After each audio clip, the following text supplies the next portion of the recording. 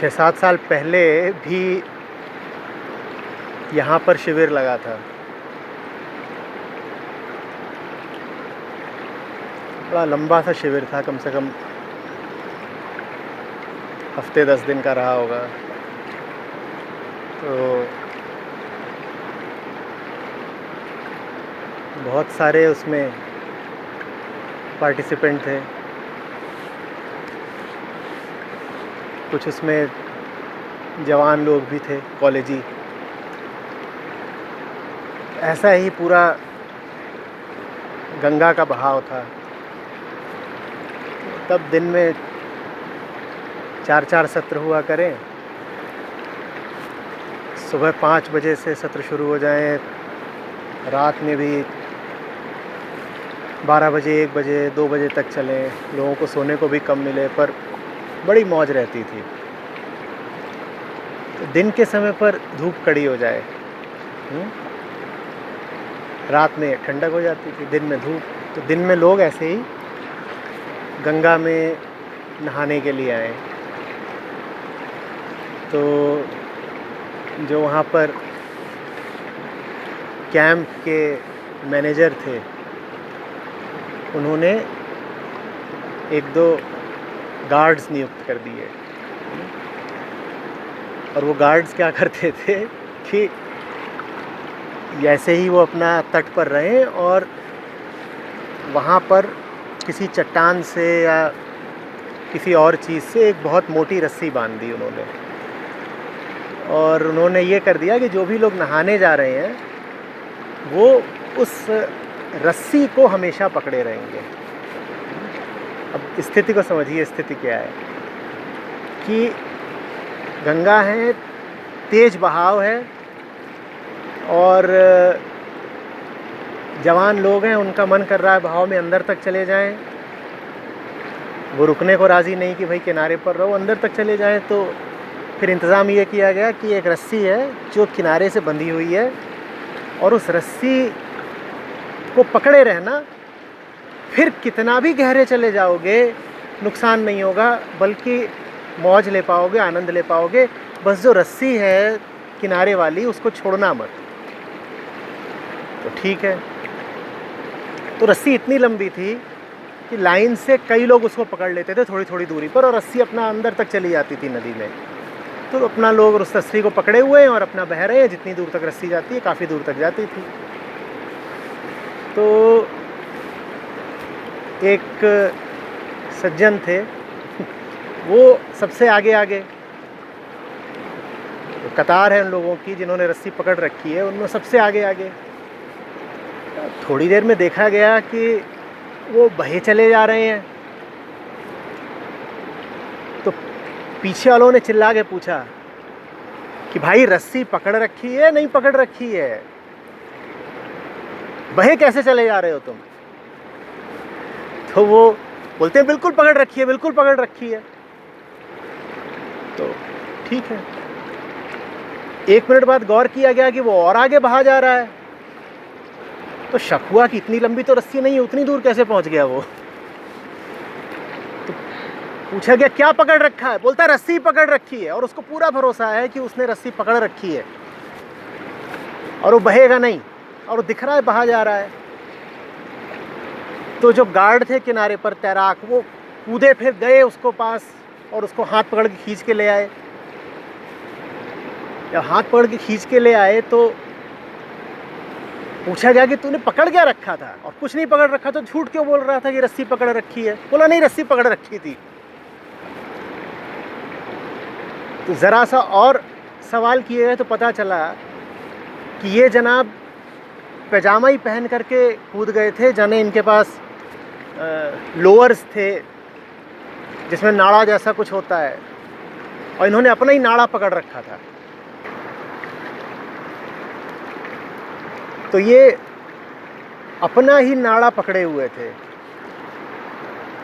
रस्सी की जगह ये सज्जन अपना ही नाड़ा पकड़े हुए थे, और इनको पूरा भरोसा था कि ये बहेंगे नहीं, और बहे जा रहे थे।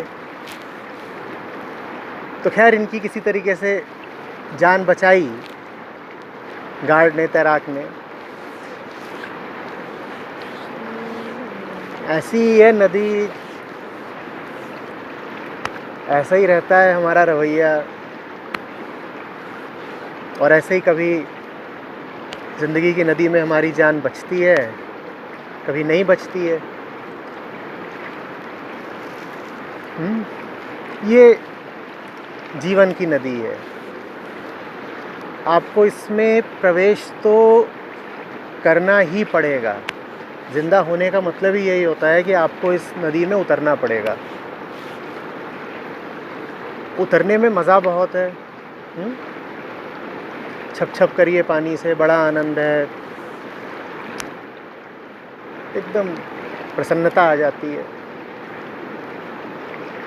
और अगर छप छप करते करते आपने तैरना सीख लिया तो आप नदी को फिर पार भी कर जाते हैं। लेकिन अगर आपको तैरना नहीं आता, अगर आप में होशियारी नहीं है, विज़डम नहीं है, तो यही नदी फिर आपको लील भी लेती है और जीवन को बहुत बुरा अंत देती है। जो लोग सीखने की शुरुआत कर रहे हों और जो लोग सीखने में ही आनंद भी पाना चाहते हों, कि सीखते भी जाएं और मौज भी आती जाए, उनके लिए बहुत ज़रूरी है कि इस पार से जो रस्सी दी गई है उसका साथ न छोड़ें। तब तक न छोड़ें जब तक तैरना सीख ही न जाएं। जब तैरना सीख जाएं तो छोड़ दीजिएगा। रस्सी आपको उस पार तक तो वैसे भी नहीं ले जा सकती, पर जब तक आपको तैरना नहीं आया है तब तक रस्सी आपको सहारा ज़रूर देगी, आपकी रक्षा करके रखेगी।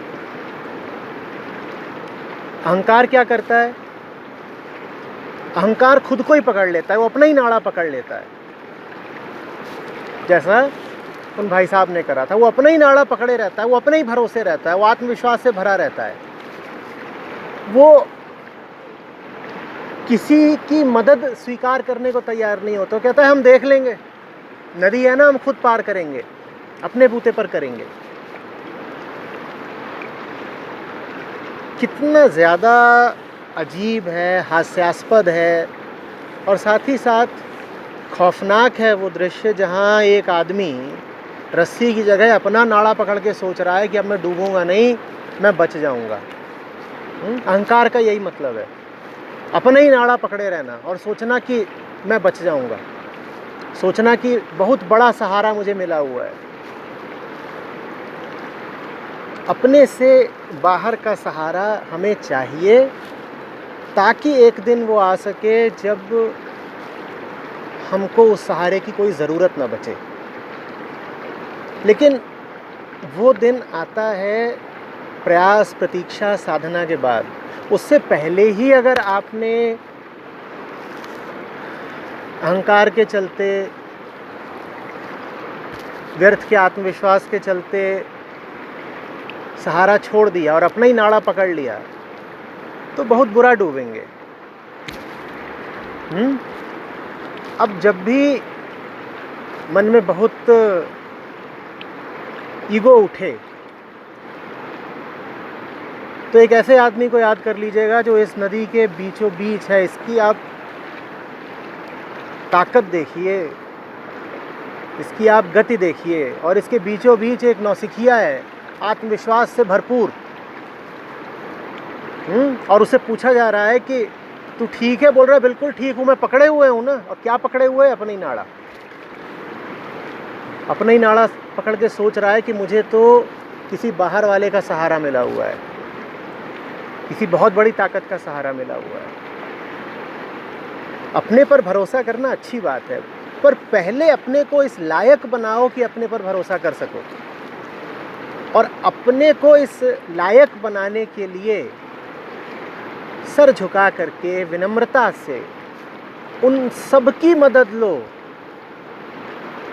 जो तुम्हें तुम्हारे पांवों पर चलने लायक बना सकते हैं, जो तुम्हें तुम्हारे बूते तैरने के लायक बना सकते हैं। और वैसे लोग पिछले हज़ारों साल में बहुत हुए हैं, वो प्रेमवश, करुणावश बहुत सीखें छोड़ गए हैं तुम्हारे लिए।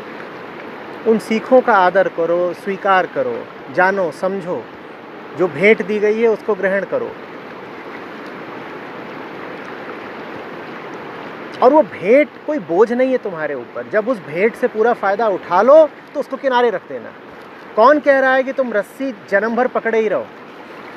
जब बिल्कुल दिखने लगे कि अब हम तैरने लग गए हैं अपने भरोसे, तब छोड़ देना रस्सी। पर उससे पहले नहीं, उससे पहले छोड़ दिया तो बात प्राणघाती हो जाएगी।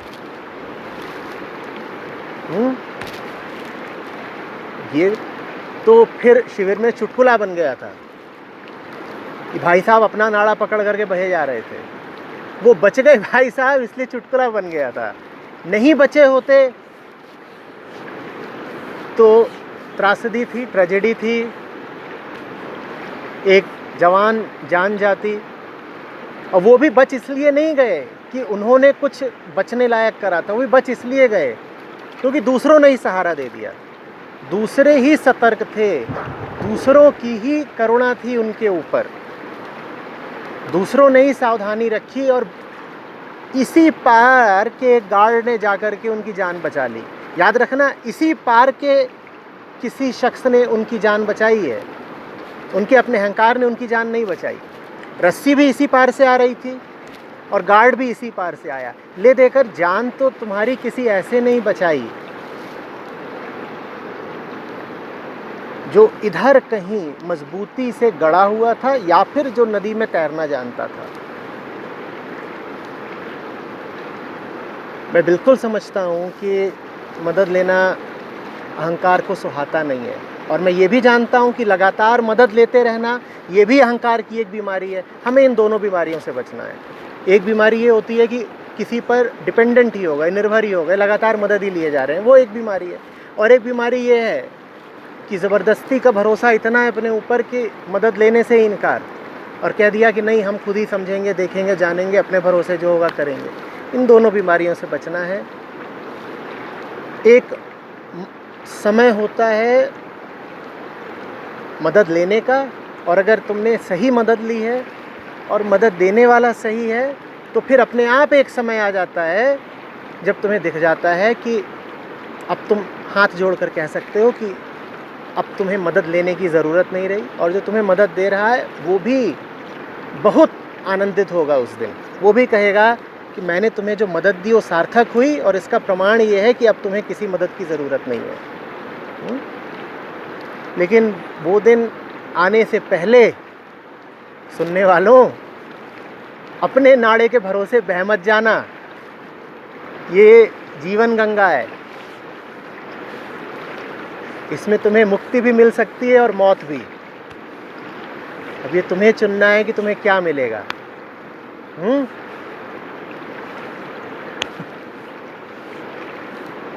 बोध के भरोसे रहोगे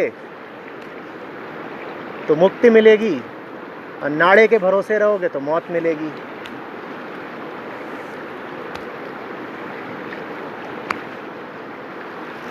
चलो भाई, अब ज़रा स्नान किया जाए, मारी जाए फिर डुबकी। तैयार? चलो।